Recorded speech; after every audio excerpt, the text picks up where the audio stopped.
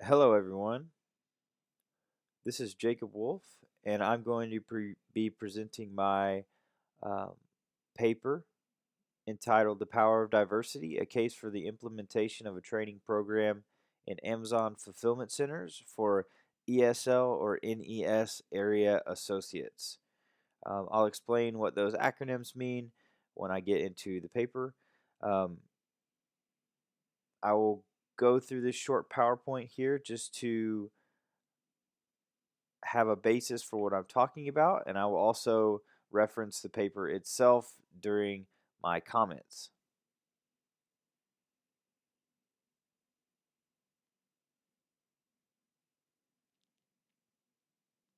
First, I want to talk about the need or the problem for that's taken place here. I want to talk about the gap that I noticed was not being filled within the Amazon FCs. To give a little background, I personally work for Amazon, and I haven't worked in an FC. I've worked on the corporate side of things, but I understand that there is a need within the FCs to do a couple of things, and that there is a gap that is currently taking place there. So the first part of the need or the problem is the gap of diversity within the FCs. And what that really means is that in many places where the Amazon fulfillment centers are, they're placed within large cities. Okay. And multiple fulfillment centers within the, say, the metro area or a 50 square mile radius of a large city. We'll take, for example, the closest city to myself, which is Nashville. And there are a handful of Amazon FCs, a handful of them with thousands of employees per FC. And if you walk into an FC, you see a certain demographic, a certain population of employee. Now, there is diversity there. Make no mistake about it. There is not a homogenous group of people in there that all look the same. There is not a feeling of uh, if one person were to walk in there, there would largely not be any reason for them to feel out of place. If one person, of a certain ethnicity or nationality or race or sex or gender were to walk into an FC, um, generally there would be no reason for them to feel left out. That being said, if you walk into an FC in Nashville, Tennessee, you would expect to see, in a general sense, a reflection of the local community, the demographics of the local community within the population of the fulfillment center, um, and that is the case in many places. However, in a place like Nashville, in certain areas around certain FCs, and a place like, let's take another example, Columbus, Ohio, Kansas City, Missouri, Milwaukee, Wisconsin, um, Oakland, California,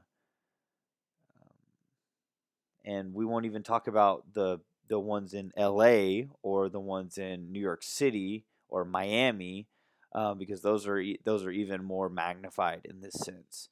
Um, but the places where there is a large population of citizens who don't have English as their first language, um, or they don't speak English at all. Many FCs are situated in and around those places, and they don't they don't mirror that population because generally, and almost every time actually, in an Amazon fulfillment center, English is a requirement for an area associate, which would be what we would call a warehouse picker or a person who works at the low level of a sort of entry level of a fulfillment center.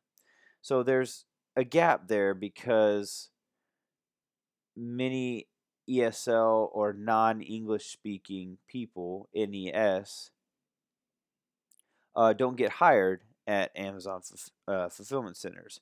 Not in temporary roles or seasonal roles without special accommodation, and definitely not in permanent Amazon roles.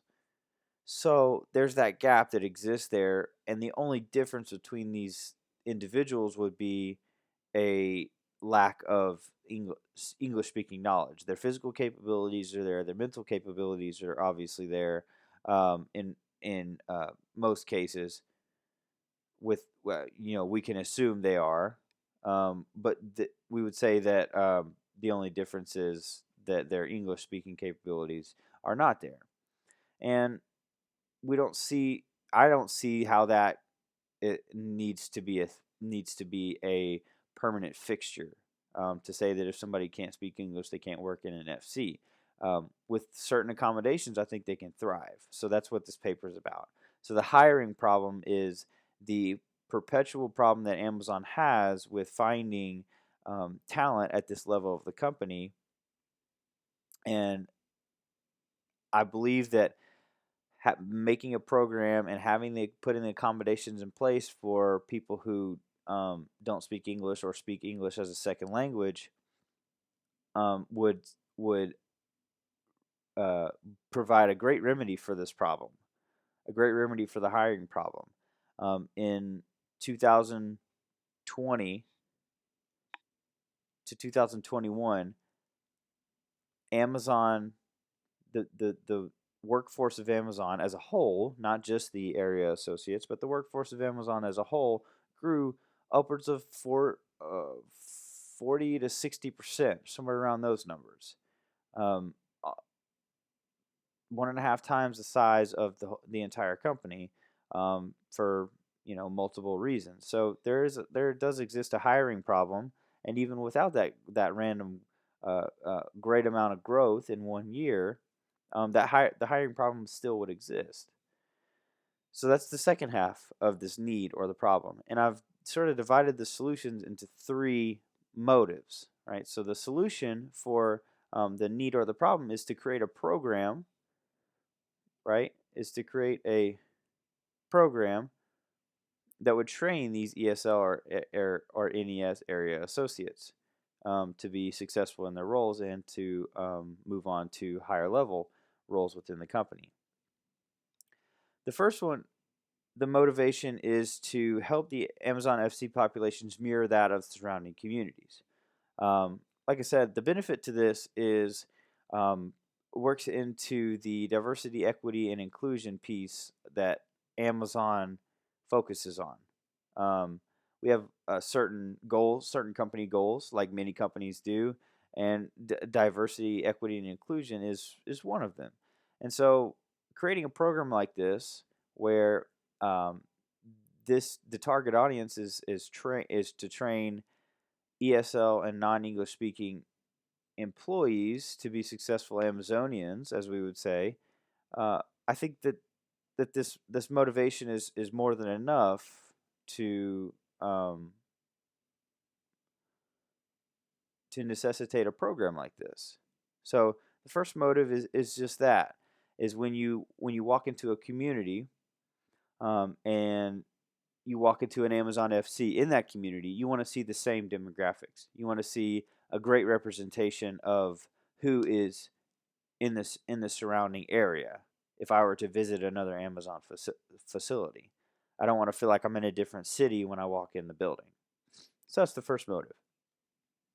The second would be obviously to create jobs for these populations.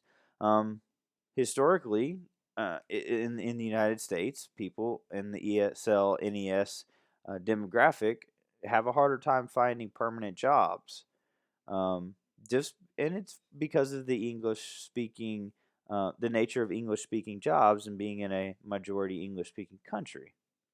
So the motivation to create jobs for these people would be a close second to the first motive that I listed. The third motive would be to cultivate partnerships between fulfillment centers and local communities. And that in this project looks like partnering with academic institutions to be able to, along with the training that would happen in the program for the ESL associates and the NES associates, um, these academic institutions would partner with the FCs by sending representatives to the FCs to teach in classroom settings these employees English as a second language. So not only during the time of their shift, they're getting instruction to they're getting on site instruction to do their job, right? With my paper outlines that they would have what I would call a bilingual ambassador, a care partner, and the use of in-app training on an iPad, a personal iPad that they would carry around during their shift, that they already carry around, that all associates already carry around, or on their phone, not necessarily an iPad, but trainings on their phone or a device that they get to carry around. Um, it's like they would carry around a scanner or some places a walkie-talkie or something like that. They would have a device that housed those trainings on it, and they would be trainings without words. They would be trainings with videos. Okay, so those type of things would all work together to teach them the technical functional aspects of their job, while at the same time the partnerships with local academic institutions would spend other times of their job in a classroom, learning English as a second language with other people who are in their exact same boat, wanting to survive in their job, wanting to thrive in their job, and getting an opportunity that many companies would not give them whatsoever.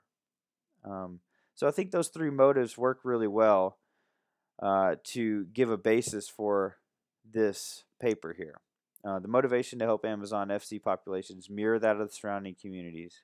The motivation to create jobs for ESL and NES populations.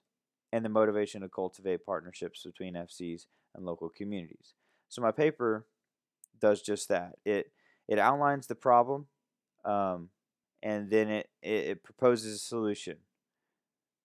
It's that simple. It breaks the solution down into these motivations. It breaks the solution down into its component parts. It outlines the stakeholders, who the audience is, what resources are needed, what the timeline of events would look like, um, what the life cycle of the program would be, and the benefits of the program in the long term. So I'm going to leave it at that, and that is my project.